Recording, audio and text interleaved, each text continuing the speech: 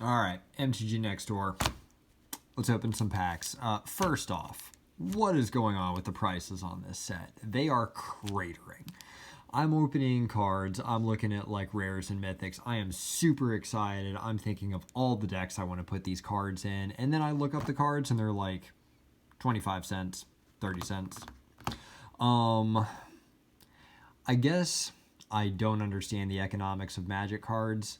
I would assume if it's a good card you want to play, it would be expensive, but yet you see those crap cards from the reserve list, and yeah, I don't really get this. I feel like these hedge fund people off Reddit are totally screwing this up. It's going to bubble bust and crater. But I'm excited because after I finish this box, it looks like I'll be able to probably finish the whole set of rares and mythics for like, I don't know, another like 25, 30 bucks. Hey, we'll go with it. So let's see what we got here. So I am going to read ones I don't know. I really like that Elf Warrior token. Like, that's a good looking token. All right. Ooh, look at that. Glad I pulled that already, because that is just some beautiful art. It really is. Starnheim Unleashed. All right, so we got our art way up here. We got a nice snow-covered island. All right, Depart the Realm. Let's keep the land here. There we go. Mistwalker, Shimmering Veil, Frostspeaker Yeti, Frostbite. Oop, this is a new one. Pilfering Hawk, 1 and a blue for a 1/2 bird. It is a snow creature. For some snow mana, you can pillage. Yeah, draw a card, then discard a card. Alright, looks like we're going into the uncommons already. Ooh. Carder's Victorious Return. Vicious Return, not victorious. No, he just viciously came back. Well, I guess I pulled him already, so that's pretty sweet. 2 black, red. You may sacrifice a creature. When you do, Carder's Vicious Return deals 3 damage to any target. Okay. Each player discards a card. Okay. Return target creature card from your graveyard to the battlefield. Put a +1/+1 counter on it. It gains haste until your next turn. You know, not bad. All about card advantage. All right. Ooh, don't have this one yet. Port of Carfell. Port of Carfell enters the battlefield tapped. You can tap it for blue. You can pay 3 blue, black, black. Sack it. Mill 4 cards. Then return a creature card from your graveyard to the battlefield tapped. Okay. So you're paying 6 to put something big from the battlefield, or from the graveyard to the battlefield. Not bad, but I feel like there might be better ways of doing that. Oh, we got a rare up. I'm going to pontificate about this for a minute longer. I feel like there might be better ways of doing that, but you could actually slot this into a land slot. And so, you know, on turn like 8 or 9, when you've got plenty of mana and you've got some mana rocks out there, and you're just like, all right, I need to get something that y'all killed back. That probably could be a good idea. All right, that's probably not bad. All right, rare. Looks like not a creature. Oh, I am excited for this. I mean, it's probably going to be like a 25-cent card, but still really cool. So, Cosmos Elixir.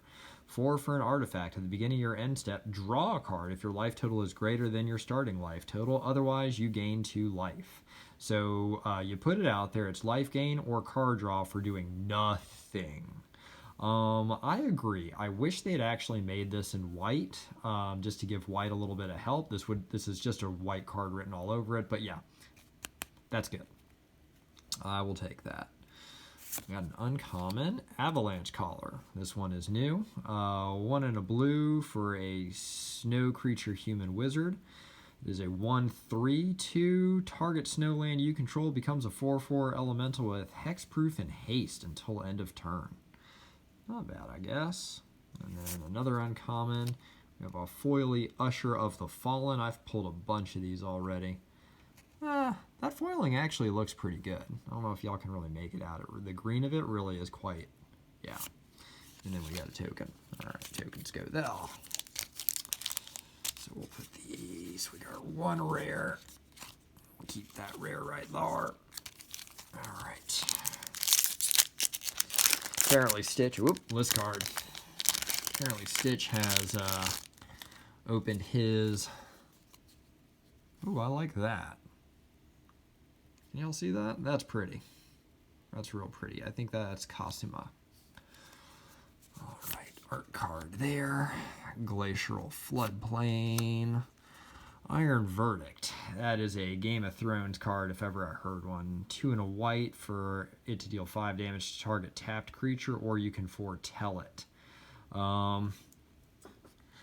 That's definitely a standard card. Not sure about anything else. I don't know. Maybe ours. Hard to say. Anyway, let's see what else we got here. Code Spell Cleric. 1/1 for a 1/1 human cleric with vigilance. When it enters the battlefield, if it was the second spell you cast this turn, put a +1/+1 counter on target creature. Alright, that's a limited card.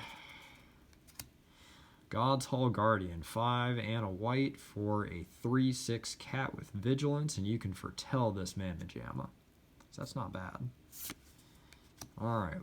Wings of the Cosmos. White for an instant. Target creature gets +1/+3 and gains flying until end of turn, and you can untap it.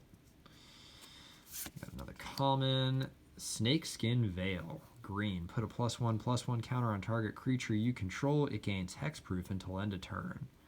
That's actually really good. You've got your big thing. Somebody goes to like shoot it. You say, "Not today, motherfucker." Not today. Ooh, we got a 6/6 common. Ravenous Lindworm, 4 green. When it enters the battlefield, you gain 4 life. That's pretty ugly looking. I like that. Another common. Arachnoform, 1 and a green, enchant creature. It gets 2/2, has reach, and it is every creature type. Interesting. Alright, uncommon time. Warchanter Scald, 2 and a white for a 2/3. When he becomes tapped, if it's enchanted or equipped, you make a dwarf. Ooh, we got a rare right off the bat here. Let's see. Search for Glory. This is a new one. 2 and a white for a snow sorcery. Search your library for a snow permanent card, a legendary card, or a saga card. Reveal it, put it into your hand, then shuffle your library. You gain 1 life for each snow cast or spent to cast this spell. A snow permanent, a legendary, or a saga, and this is a tutor for 3. Okay, I think this is good because you can get a legendary, which means you're probably bringing some heat with this. I actually think this is really good. I mean, it's costed 1 more than Demonic Tutor, and when you think about it, if you're getting a legendary card, you're getting a whole bunch of stuff. There's plenty of legendary sorceries, there's legendary enchantments, snow permanents, you're getting a whole bunch there. I really like this. I think this is a good card. That's pretty sweet. Let's see. Common. Glittering Frost, 2 and a green for an enchant land. It becomes a snow land, and when it's tapped for mana, you get to add an additional 1 mana of any color. Not bad. And a common. Demon Bolt. Yup. It's a bolt. Oh, that's interesting. Bound Slith, 2 for a 0/0 artifact Slith. When it deals combat damage to a player, put a +1/+1 counter on it, and it's got modular 1. This comes into play with a +1/+1 counter on it. When it's put into a graveyard, you may put its +1/+1 counter on target artifact creature. Interesting. May have a deck I'm going to rebuild that'll play that. We'll see. That's costed pretty well at 2/2.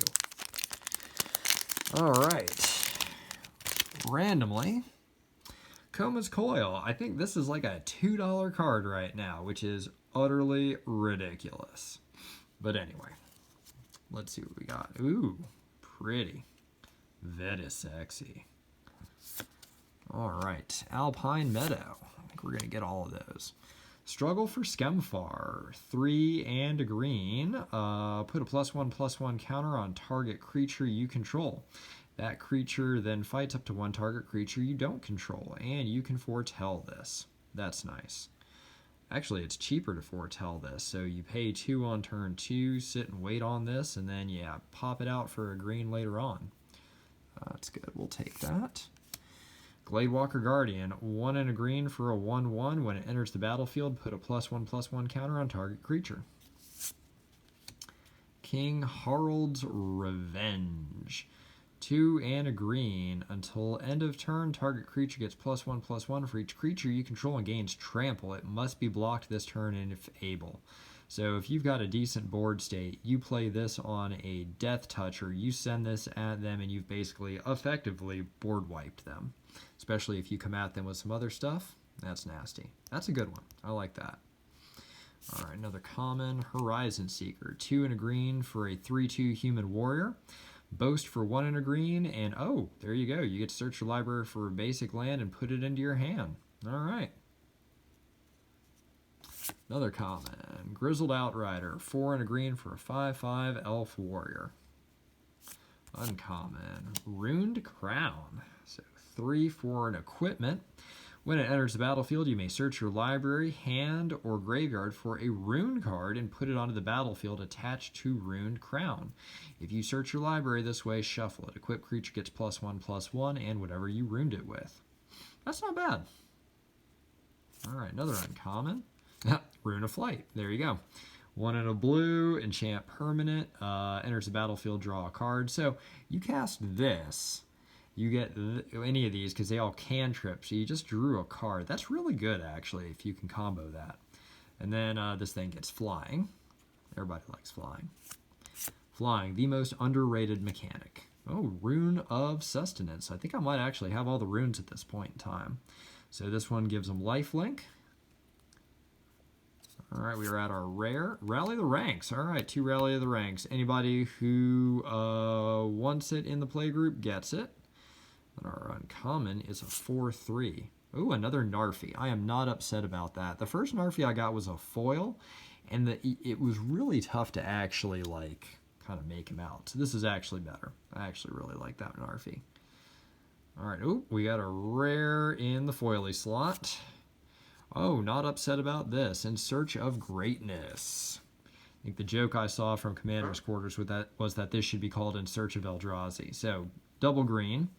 For an enchantment, at the beginning of your upkeep, you may cast a permanent spell from your hand with converted mana cost 1+ the highest converted mana cost among other permanents you control without paying its mana cost. If you don't, scry 1.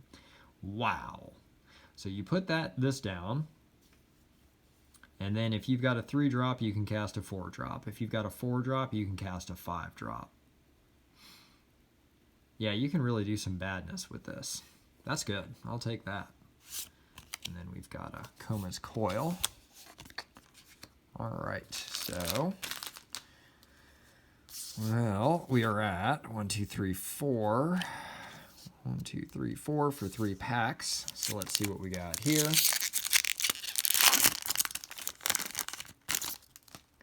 Another elf token. It looks like a, oh, no, I think it goes this way. Yeah, that's Koma, and Koma is mighty scary looking. And we got a Swamp. All right, Invoke the Divine. Everybody knows it, everybody loves it. Battlefield Raptor, I've pulled one of these. Stalwart Valkyrie, I've pulled one of these.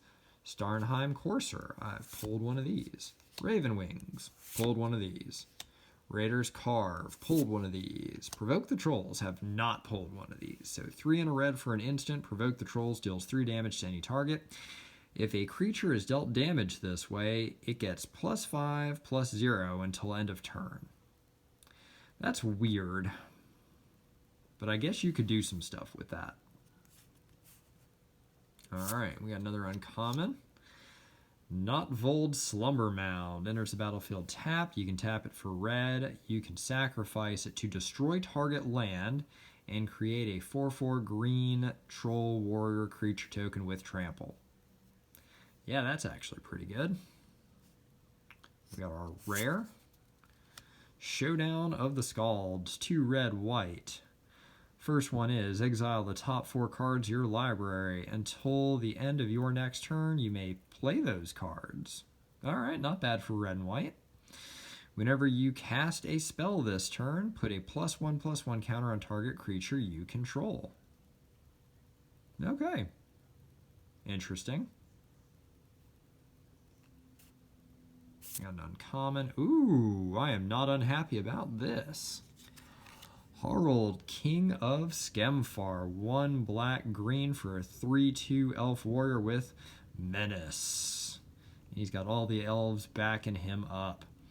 When he enters the battlefield, look at the top 5 cards of your library. You may reveal an elf, warrior, or Tyvar card from among them and put it into your hand. Put the rest on the bottom of your library in a random order. So basically, if you're playing an elf deck, you cast him for 3 and he cantrips, and then you've got a 3/2 menace. Boom. Alright, and then a common foil to finish it off. Alright, so, I mean, I'm not even going to, like, hypothesize as to what the value of this is. Probably not amazing. Don't care. Happy with all of these pulls. Really happy about this one and this one. I think those are going to actually get probably the most play for me. And that's going to definitely go in a couple of green decks I know of. Playgroup, if anybody wants that, if you don't get it from your box, let me know. Alright, y'all be safe.